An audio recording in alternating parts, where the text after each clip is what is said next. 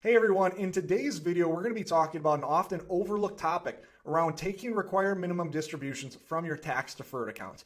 Now, in past videos, we've talked about exactly when you need to take your RMDs. I'll link to that video in the top right-hand corner here. In today's video, we're not talking about the when you need to take your RMDs, but rather where you need to take your RMDs from. Most people think that you can take all of your RMDs from one tax-deferred account, and typically that's not the case due to RMD aggregation rules. Now, RMD aggregation rules essentially lay out where you need to take those RMDs from each specific account. So we're going to be explaining these RMD aggregation rules in full. Before getting into the content, however, if you don't know, my name is Eric Scheidak. I'm a partner here at Safeguard Wealth Management. I'm also our head of research.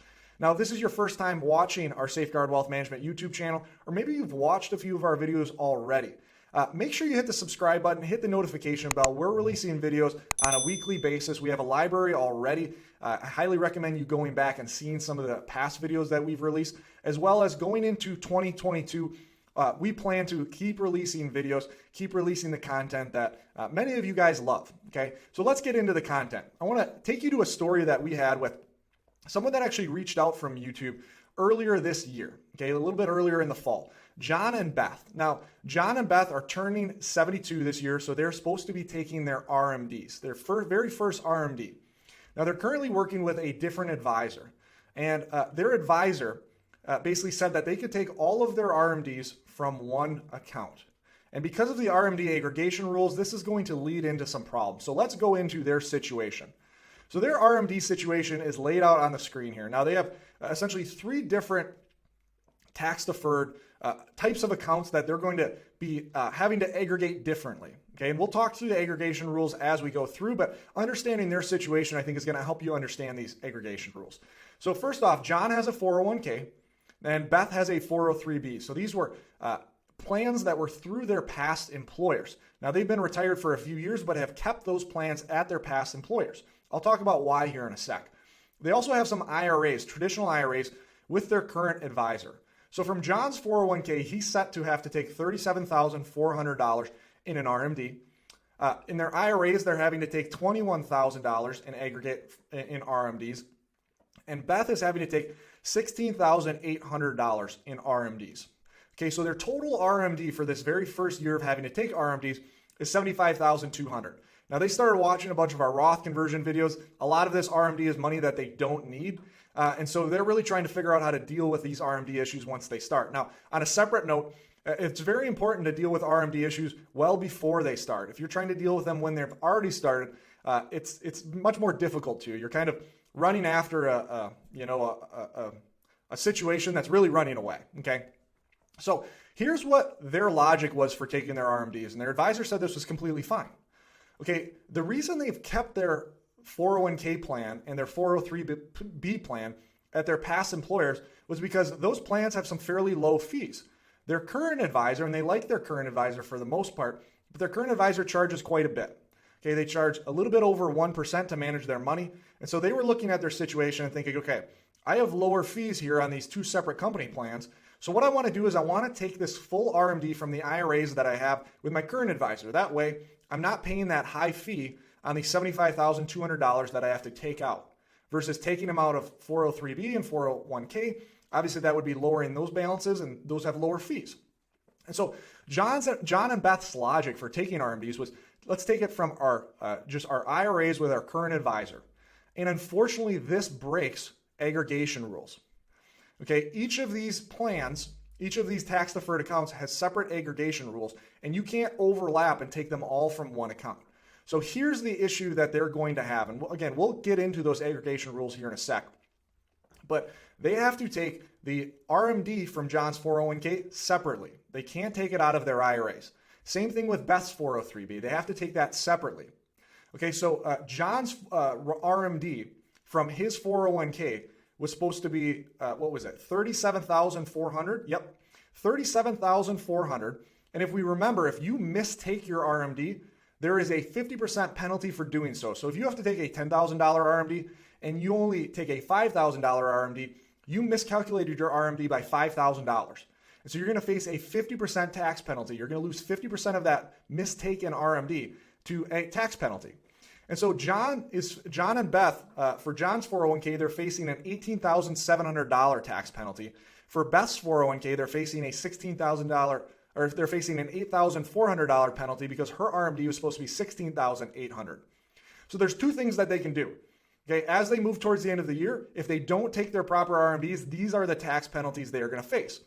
The other option is they need to go back and withdraw the RMD from those plans. Now, totaling those together, it's basically a little bit over a $50,000 RMD.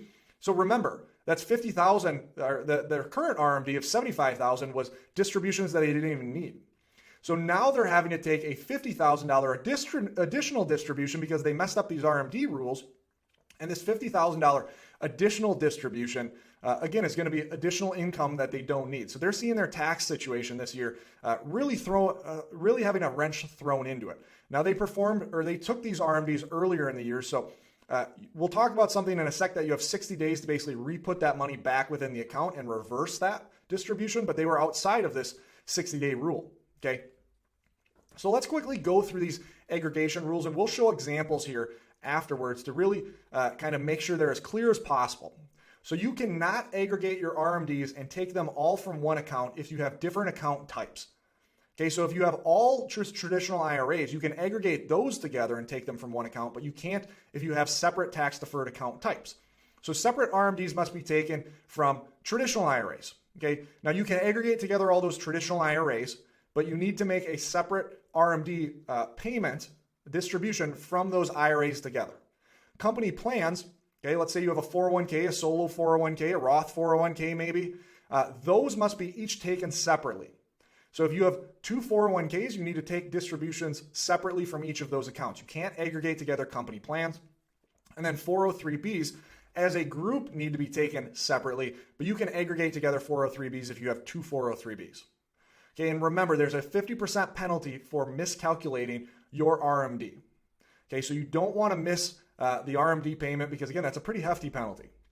So let's go through the IRA rules first. So traditional IRAs, this would be including simple IRAs as well as SEP IRAs. Okay, so this would be a really wonky situation, but nonetheless, let's say somebody has 5 different IRAs across 2 different custodians. Okay, and they're set to take $3,200 as an RMD here, $4,000 as an RMD over here, $10,200 from their IRAs at XYZ custodian, $2,000 in another IRA, and then $18,600 in another IRA. Now, there are 2 separate custodians, 5 different IRAs. It does not matter. They can aggregate together all of those RMDs and take them from any one of these accounts at any one of their custodians. Okay, so it doesn't matter how many traditional IRAs or how many different IRAs that you have, you can aggregate those together and take them from one account. Okay, let's go through company plans. So this would be 401ks, Roth 401ks, profit sharing plans. It doesn't matter how many of these you have. If you have a bunch of different 401ks, each RMD must be taken separately from each separate account. Now, some of you might be thinking, why the heck do you have Roth 401ks up there? I thought there were no RMDs from Roths. Well, there are RMDs from Roth 401ks. Okay, so that's why you always want to roll over your Roth 401k, because when you hit age 72, you are set to take an RMD. Now, that RMD will be tax-free because it's a distribution from a Roth, but nonetheless, we want to keep that money within that Roth if we don't have a need for that money. Okay, so again, 401ks, Roth 401ks, profit sharing plans, really any company plans, you have to take a separate RMD from each separate account. So they have 3 separate company plans. They would need to take $12,400 from one plan, $8,600 from another plan, and $5,400 from their profit sharing. And just so you know, I'm no longer going through John and Beth's situation. I'm just going through each of these aggregation rules with separate examples, just so if there's any confusion here, okay? And then 403b plans. Let's say somebody has 2 403b plans. These, once again, just like IRAs, can be aggregated together. Now, you can't take 403b RMDs from your IRA, but you can aggregate together certain 403b plans and take just one RMD from those 403b plans aggregated together. So in this example, they have 2 403b plans, $10,000 RMD from one, $4,500 RMD from the other. Aggregate those together, they can take $14,500 RMD, all from one 403b. Okay, so this is extremely important to know how these aggregate together. Now, let's go back to John and Beth. So can they aggregate their RMDs together and take from, let's say, John's account? So can they take Beth's RMDs from one of John's accounts if they're following the aggregation rules? The answer is no for that. Okay. Each person in a couple has to take their RMDs for their plans separately. Okay, so John's going to have to take his RMDs from his plans with his accounts, keeping in mind those aggregation rules. Beth will have to do the same thing. So you can't aggregate together within a couple and aggregate together your RMDs as a couple. You need to take them separately from each of your accounts. Okay, if there's different ages, obviously you will have a different RMD factor that you need to take from in any given year. Okay. So let's talk through some solutions to avoid RMD complications. The easiest solution to avoid complexities just in general in retirement, and we know there are more than enough complexities that we have to think about in retirement, is to simplify. Okay, so how can you simplify this RMD situation? Well, roll over company plans, tax-deferred accounts into IRAs before age 72. That way, if all of your money, whether it's 403b, 401ks, profit sharing plans, if all of those are rolled over into a traditional IRA, well, then you just have to worry about the RMD from that one traditional IRA. Okay, and all of those can be rolled over. It's extremely important to roll over Roth 401ks into Roth IRAs. Again, Roth 401ks have an RMD at age 72. Roth IRAs, as right now, don't have any RMDs. So if you roll from a Roth 401k to a Roth IRA, you basically sidestep RMD rules. As with anything with complexities in retirement, make sure you're using experienced help. Okay, if you have an advisor that's telling you to take it all from one account, and that's completely fine, I would highly recommend getting a second opinion because, again, the penalties are fairly large if you mistake those RMDs. And then as well, if you've made an RMD aggregation mistake, you have 60 days to undo that mistake, where you can basically put that money back within the tax-deferred account, undoing that mistake, and then properly take your RMDs, thinking about those aggregation rules. So again, it's extremely important to know not only when to take RMDs, but where to take RMDs from. Make sure you're taking them from the right account. Always remember, you don't need more money. You need a better plan.